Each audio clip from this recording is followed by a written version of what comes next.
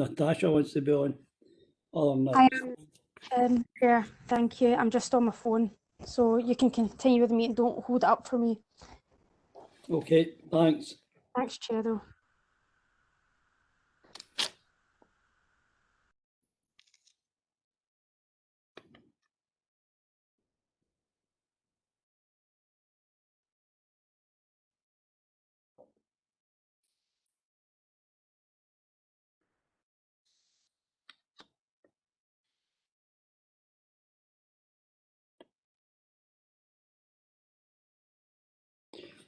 Good afternoon and welcome to the Audit Committee on the 23rd of February. Any apologies, substitutions or declarations of interest? No, no apologies. Okay. And Or declarations of interest. sorry. Well, agenda item number 2, Andy. Thanks, Convener. This report sets out the proposed annual internal audit plan for 21-22. Section 5.3 of the covering report sets out the current risk factors which have influenced the scope of the work that the plan includes a number of risk-based reviews, and there's also an allocation of time for the provision of audit advice and support for key projects that have been undertaken within some directorates, for example, devolved school management and COVID recovery groups. The plan also includes some proactive corporate fraud reviews in areas such as employee expenses, client account administration and catering stock check. We're also going to look at the National Fraud Initiative, so you'll see that there's a large allocation of time in this year's plan for the National Fraud Initiative, and that's due to the fact there'll be a new data set for business grants, which will be included as part of this year's exercise. There's also a small contingency budget which can be used to undertake advisory work, which may come up in the year but is not being planned. Corporate directors and the Chief Financial Officer have been and the report is recommending the Audit Committee approves the plan for 21-22. Thanks, Convener. Thanks, Andy. Andy, get any questions? Let's see the chart line here. No, everybody quite happy then? Sorry, Provost. Sorry, go ahead. I'm sorry, Channel. I didn't chat in properly. No, you're okay. The risk scores on Appendix 1, page 9. I take it the higher the score, the more risky the enterprise is. Is that correct? Yes, through you, Convener. Yes, that's correct, Provost. It's there's a database that sits behind it, and every area that's subject to audit review against strategic risk categories in terms of impact. And what we also then look at is existing control environment. We will also look at if internal audit have looked at it before, if external audit have looked at it, or other assurance providers have looked at it, and also if there's anything on risk registers surrounding the area. And the other factor that will influence it is the last time since it's been audited. So we within the database, and it generates what we call a risk score, and the higher the score, the higher the risk of the particular area. Thanks very much, Andy. I was just wondering about, is it the nature of the service which makes it more risky? Or say, for example, HSCP or residential care? Is it because, you know what I mean? Yeah, those areas tend to have a bigger impact on strategic objectives. So there'll be customer expectations, there'll be financial implications. So the higher the risk against the inherent categories of risk will make us focus on those areas, because they've got a bigger impact in terms of financial, legal, regulatory or operational impact. So we try and resources to those areas that pose the greater risk. Once again, just one last question. I'm sorry for going on about this.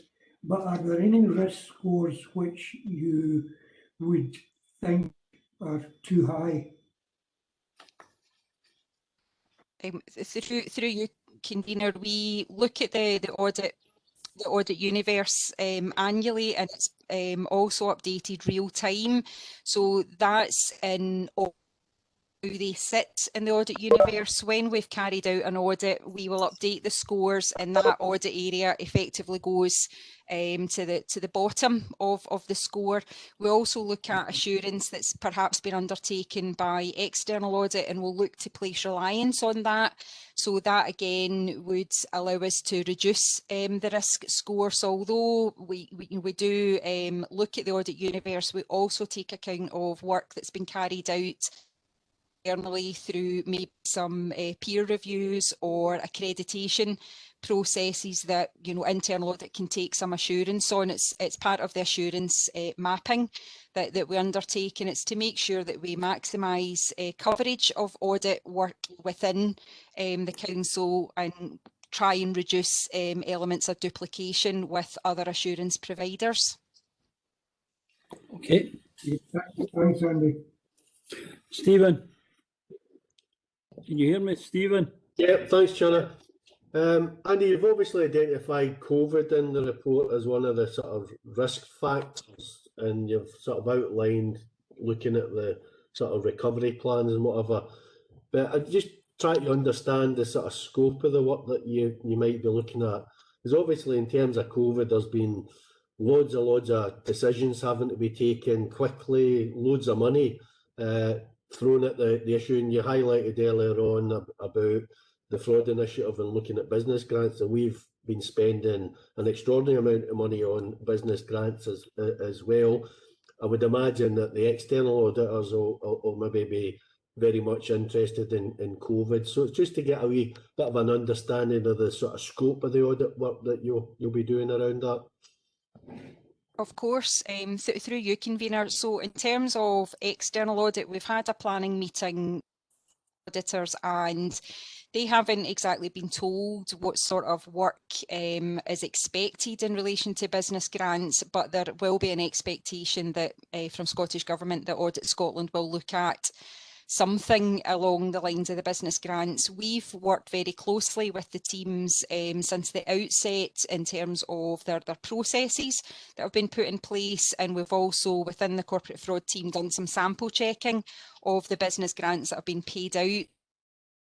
The first couple of rounds that were paid out, we did some high sample sizes, round about 80 or 90% of applications, and that, as the cycle has gone through the next iterations of the grant, that has reduced to around 25% samples, and the error rate is very low. So we have got very good governance over the grant process in terms of authorisation, in terms of evidence for eligibility.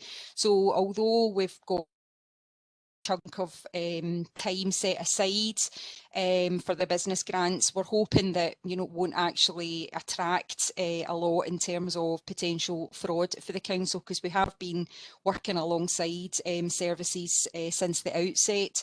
In terms of the recovery groups, I've worked again alongside directors, and I'm aware that they're setting up 2 recovery groups. I also sit on the council's resilience management of the significant amount of work that's been done by the council and indeed partners in the community, and it's just to give Audit Committee that independent assurance that the work that's ongoing in terms of recovery and renewal processes within the council and its partners, that we're on track to deliver those and provide audit support throughout the project. So it'll be a different type of audit. We will be working alongside management, the council, to provide advice and support as the project goes on, as opposed to coming in at the end and then making some comment about what they could have done better. So we're trying to do a bit more proactive working with officers in the council.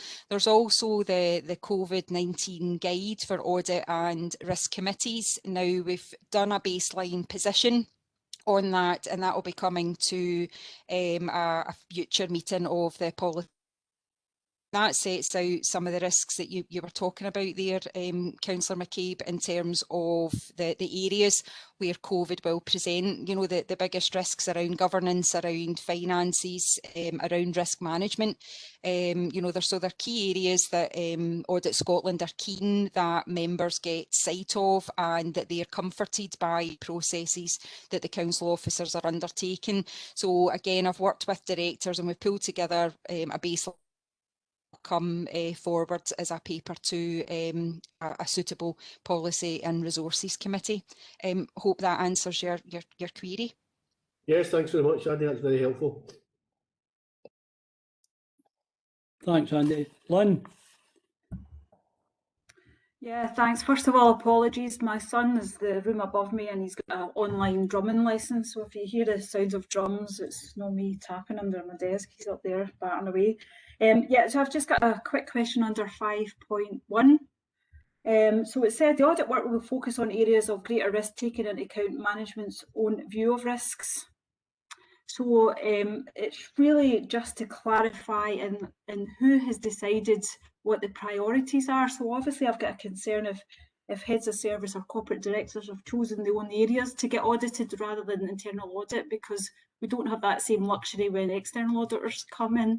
So it's just to seek a bit of clarity on that. Thanks. Yep, no problem. Through you, convener. So in order to address that, I do have regular meetings throughout the year with corporate directors and heads of service.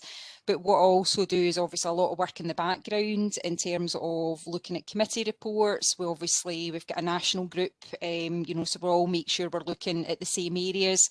We share, you know, audit plans. But in terms of management comments, it would be more where they've maybe taken responsibility for a new area and they're maybe wanting a bit of assurance over that particular area. It might not particularly come up high in terms of the audit universe that I've built up, but if, you know, we feel that there are significant, you know, concerns for that new head of service or that new director, we would build that in to the plan where there's a piece of assurance work that we can do. That's why the recovery group work, and because I think it's helpful for audit to be involved, but that was a specific request from a corporate management team that audit provide some support and assistance and advice to those groups just to make sure that the actual process and the project will be undertaken in a more compliant manner. If that answers your question, Councillor Quinn. Yeah, thanks. Okay. Anybody else get anything else? Oh, okay, well, first of all, I'll say thanks for coming along, but Scott, this is your last meeting. Indeed, convener, yes. Well, thanks for being here and coming along in various times and giving us a smile. It's been quite good. And the best of luck when you retire. And I hope whoever comes over and smiles at the next meeting like you. Okay. Well, thank you very much, convener, and thank you to the committee. I've got one more live appearance at Policy and Resources this afternoon, and then that's me, I think, with political meetings, and I finish on Friday. Do you want us to arrange something so that you don't appear live? I'm just hoping at the moment to make it until Friday. Okay. Well, enjoy it anyway. Right. Thanks, everybody. Thanks for everyone. Bye. Thanks, Scott. Bye, everybody.